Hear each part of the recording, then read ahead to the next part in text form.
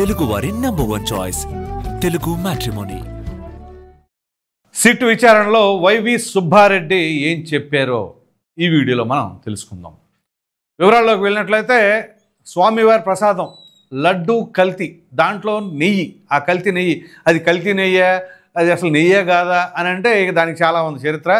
So దీనికి సంబంధించి YV సుబ్బారెడ్డిని నిన్న విచారణ చేయడానికి సిట్ అధికారులు తన నివాసానికి, హైదరాబాదులో జూబ్లీహిల్స్లో తన నివాసానికి వచ్చారు. ఉదయం 11 గంటల నుంచి రాత్రి సుమారుగా 10:30 దాటేంత వరకు కూడా విచారణ చేపట్టారు. దాదాపుగా చూడండి 12 గంటల పాటు.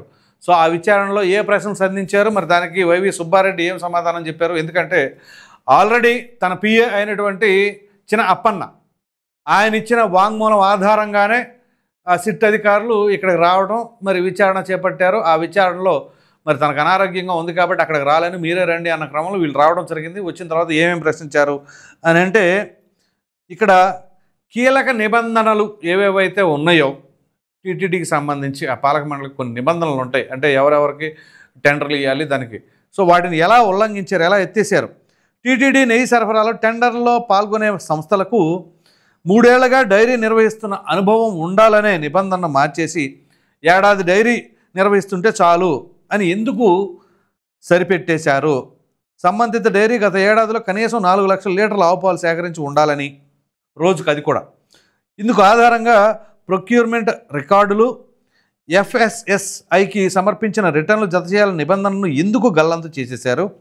ఆయా సంస్థల మార్కెట్ అవసరాల కంటే అదనంగా రోజుకి 8 టన్నుల నెయ్యి ఉత్పత్తి సామర్థ్యం కలిగి ఉండాలనే నిబంధనను ఎందుకు ఎత్తేశారు? పాలు సేకరించకుండా, వెన్న తయారు చేయకుండా నెయ్యి ఉత్పత్తి సాధ్యం కాదనే సంగతి మీకు తెలియదు. ఇది బేసిక్ థింగ్. చిన్న పిల్లలకు సైతం తెలుస్తుంది. వెన్న, నెయ్యి ఎక్కడి నుంచి వస్తుంది అంటే పాలుకు రావాలి. ఆ పాల నుంచి తోడుపెట్టిన తర్వాత వెన్నను సేకరించి ఆ వెన్నను కరిగిస్తే నెయ్యి అవుతుంది. సో మరి అది తెలీదా అని సుబ్బారెడ్డిని సిట్ అధికారులు ప్రశ్నించగా, అవన్నీ సంబంధిత అధికారులు నిపుణుల కమిటీ తీసుకున్న నిర్ణయాలని, వాటిలో తాను జోక్యం చేసుకోలేదని ఆయన సమాధానం ఇచ్చారు. 1. 2. నెయ్యి టెండర్ నిబంధనలు మార్చడానికి కారణం ఏంటని అడగ్గా, సాంకేతిక కమిటీ, ప్రొక్యూర్మెంట్ అధికారులు దీన్ని చూసుకున్నారని, తనకు ప్రమేయమే లేదని సుబ్బారెడ్డి సమాధానం ఇచ్చారు. ఇక అన్ని అధికారులు చేసుకుంటూ పోతూ ఉంటే ఈ టీటీడీ చైర్మన్ పదవి ఎందుకంటే మనకి అవసరం లేదు కదా. వీళ్ళ దృష్టిలో లేకుండానే అధికారులు డైరెక్ట్గా నిర్ణయం తీసుకుంటారా? సార్ ఇది ప్రపోజల్ అని చెప్పేసి పాలక మండలికి టీటీడీ చైర్మన్ దృష్టికి తీసుకువెళ్ళరా అధికారులు?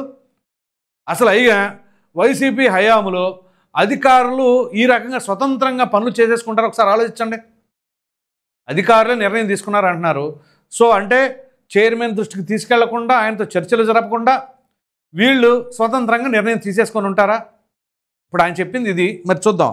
ఇంకా మీ పిఐ చిన్నప్పన లంచం అడిగారని ఫిర్యాదు చేసినా ఎందుకు చర్యలు తీసుకోలేదు అని ప్రశ్నించగా, 2022 మే నెలలో జాతీయ డైరీల నుంచి 24.50 లక్షల కిలోల నెయ్యి సరఫరాకు టీటీడీ టెండర్లకు పిలిచింది. అప్పట్లో పిఏ చిన్నప్పన్న బోలేబాబా డైరీ ప్రతినిధులను కిలోకు 25 రూపాయల చొప్పున లంచం ఇవ్వాలని డిమాండ్ చేసినట్టు మనం చాలా సందర్భాల్లో మాట్లాడుకున్నాం. అది దర్యాప్తులో తేలింది. ఇది మీ డిమాండ్ చేసినట్లు మా దర్యాప్తులో తేలింది, ఇది మీ ప్రమేయంతోనే జరిగిందా అని అడిగితే, దానికి సుబ్బారెడ్డి ఏం చెప్పారు? అసలు తానే కాదట, నేనేం చెప్పలేదు అన్నారు. నెక్స్ట్, బోలేబాబా ప్రతినిధులు లంచం ఇవ్వడానికి అంగీకరించకపోవడంతో వాళ్ళు లంచం ఇవ్వడానికి యాక్సెప్ట్ చేయలేదట. ఆ సంస్థను పోటీ నుంచి తప్పించి ప్రీమియర్ ఆగ్రో ఫుడ్స్ సంస్థను కాంట్రాక్ట్ కట్టబెట్టినట్లు మా దర్యాప్తులో తేలిందని అంటే, ఈ వ్యవహారంలో చిన్నప్పకు 50 లక్షల రూపాయల లంచం కూడా చేరినట్లు మా దర్యాప్తులో తేలింది అని సిట్ అడిగితే, అవేవి తనకు గుర్తులేవండి. గుర్తులేవనేది మొదలైంది. మామూలుగా మీకు గుర్తులేవనే పేటెంట్ రైట్ వీళ్ళకే ఉంటుంది కదా. అదర్ సినిమా డైలాగు, తెలీదు, గుర్తులేదు, మర్చిపోయా అనే తరహాలో. సో ఇది గుర్తులేదు, ఇంతకు ముందేమో నా ప్రమేయం లేదు, ఇది మాత్రం గుర్తులేదు. నెక్స్ట్, చిన్నప్పన్న కిలోకి 25 రూపాయలు లంచం అడుగుతున్నారని బోలేబాబా ప్రతినిధులు మీకు ఫిర్యాదు చేసినప్పటికీ చిన్నప్పన్న పైన ఎందుకు చర్యలు తీసుకోలేదని అడక్క, అవి కూడా తనకు గుర్తులేవట, ఇది గుర్తులేదు. సో అప్పట్లో మీ పిఏగా పనిచేసిన చిన్నప్పన్న బ్యాంకు ఖాతాలో 19-24 మధ్య 4.69 కోట్లు, గత వీడియోలో కూడా మనం చర్చించుకున్నాం. సో అందులో 4.64 కోట్లు వివిధ ఖాతాలకు మళ్ళీ కేవలం 5 లక్షల రూపాయలు మాత్రమే తన అకౌంట్లో ఉంచుకొని మిగతా అన్నీ మారిపోయినాయి. మరి ఆ ట్రాన్సాక్షన్స్కి మీకు ఏమైనా సంబంధం ఉందా అంటే ఇదంతా కల్తీనే, సరఫరాదారుల నుంచి అందిన లంచాల సొమ్మేనని మా దర్యాప్తులో తేలింది. మరి ఏంటి అని అంటే దానికి తనకు సంబంధం లేదని సమాధానం చెప్పేశారు. సో ఇక ఎక్కడ సంబంధం లేదు, కొన్ని ఏమో గుర్తులేవు మరికి. అలాగే ఇక్కడ కొన్ని కీలకమైన అంశాలు. గత ఏడాది సెప్టెంబర్లో టీటీడీ ప్రొక్యూర్మెంట్ జీఎం మురళీకృష్ణ ఫిర్యాదు చేయగా తిరుపతి తూర్పు పోలీస్ స్టేషన్లో కేసు నమోదైంది. చివరికి దర్యాప్తు బాధ్యతను సుప్రీంకోర్టు సిబిఐకి అప్పచెప్పింది. అసలు సిబిఐకి వెళ్ళమంది, సిబిఐకి వెళ్ళింది ఎవరు? ఇక్కడ రాష్ట్ర ప్రభుత్వం వైవి సుబ్బారెడ్డిని లేదా వాళ్ళ పిఎల్ని, వాళ్ళకి అనుబంధంగా ఉన్న వాళ్ళని కావాలని రాజకీయ కక్షతో, రాజకీయ కుట్రలో భాగంగా ఈ రకంగా చేస్తున్నారు అని చెప్పేసి సుప్రీంకోర్టుకు వెళ్ళింది ఎవరు? ఇదే టీటీడీ చైర్మన్గా చేసినటువంటి మాజీ టీటీడీ చైర్మన్ అయినటువంటి వైవి సుబ్బారెడ్డి. సో సుప్రీంకోర్టు ఏం చెప్పింది? వాళ్ళు సిబిఐ ద్వారా ఒక కమిటీని నియమించింది. ఆ కమిటీని నియమించిన తరుణంలో వాళ్ళు ఇచ్చిన రిపోర్ట్ ఆధారంగానే ఇవాళ విచారణ చేపట్టారు. మరి ఇప్పుడు దీనిపైన రాజకీయ ముద్ర వేయటానికి ఏమైనా ఆస్కారం ఉందా? సో ఇప్పుడు ఈ విచారణలో వాళ్ళు అడిగిన ప్రశ్నలు అంటే నియమ నిబంధనలను తొంగలో దొక్కేసి ఏ రకంగా ఇచ్చారు అని అంటే అది నాకేం సంబంధం లేదు, అధికారులదే. మరి మీ పిహెచ్న అప్పన్న లంచం డిమాండ్ చేశారని మీ దృష్టికి వచ్చినా మీరు ఎందుకు పట్టించుకోలేదు అని అంటే అది నాకు సంబంధం లేదని ఒకసారి, నాకు గుర్తులేదని ఇంకోసారి, ఇలా సమాధానాలు చెప్తే మరి దాదాపు 12 గంటల సేపు విచారణ. సో అనుకున్న తరహాలో సమాధానాలు రాలా. మరలా ఇంకోసారి విచారణ చేస్తామని చెప్పేసి అధికారులు చెప్పే పరిస్థితి కనపడతా ఉంది. సో ఇక దాదాపుగా ఇక్కడ మొన్నటిదాకా కూడా ఏదైతే అసలు కల్తీ జరగలేదు అని చెప్పిన వాళ్ళు ఇవాళ పక్కాగా సాక్ష్యాధారాలు అన్నీ కూడా సేకరించారు.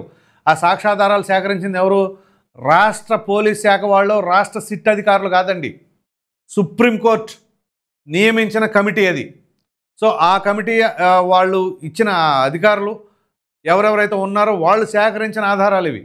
సో ఇప్పుడు దీనిపైన రాజకీయ కుట్ర ఉందని, రాజకీయ కక్షతో వేధిస్తున్నారు అని చెప్పే ఆస్కారం అయితే ఇసుమంతైనా లేదు. మరి ఇటువంటి తరుణంలో మరి టీటీడీ చైర్మన్గా చేసినటువంటి సుబ్బారెడ్డి కావచ్చు, అప్పుడు చేసిన అధికారులు కావచ్చు, ప్రధానంగా ఈవోగా చేసిన ధర్మారెడ్డి, ఆయనకి సంబంధించిన ఎపిసోడ్లో కావచ్చు, ఇవన్నీ ఒకదాని తర్వాత ఒకటి విత్ ఎవిడెన్సెస్ సిట్ అధికారులు కలెక్ట్ చేశారు. మరి ఇది ఖచ్చితంగా దొరికిపోయే ఆస్కారం కనపడతా ఉందా? ఎందుకంటే ఎవరితో పెట్టుకున్నా కానీ స్వామివారితో పెట్టుకోకూడదండి, దాని ఇంపాక్ట్ ఇమీడియట్గా కనపడతా ఉంది. సో ఈ తరుణంలో ఇవన్నీ కూడా ఒకదాని తర్వాత ఒకటి తెరపైకి వస్తున్నాయి కాబట్టి మరి దీనికి సంబంధించి సమాధానం వైసీపీ వాళ్ళు ఈ విధంగా డిఫెండ్ చేసుకునే ఆస్కారం ఉందంటారు. సో ప్రక్కన అవినీతి జరగలేదు, అసలు ఏమీ జరగలేదు, కావాలని ఒక ముఖ్యమంత్రి స్థాయిలో ఉండి చంద్రబాబు నాయుడు ఎలా మాట్లాడతారు అని చెప్పేసి ఇదే వైసీపీ ప్రశ్నించింది. మరి ఇప్పుడు సేకరిస్తున్న ఆధారాలను బట్టి, ఈ అధికారులు ప్రశ్నిస్తున్న దాన్ని బట్టి మరి ఏం సమాధానం చెప్తారు? ఏమైనా చెప్పి తప్పించుకునే ఆస్కారం ఏమైనా కనబడుతుందా? సో అసలు అంటే వాళ్ళు చెప్పిందేమో ఏదో జంతు మాంస కొవ్వు పదార్థాలు కలిపింది అని చెప్పేసి అప్పట్లో చెప్పారు.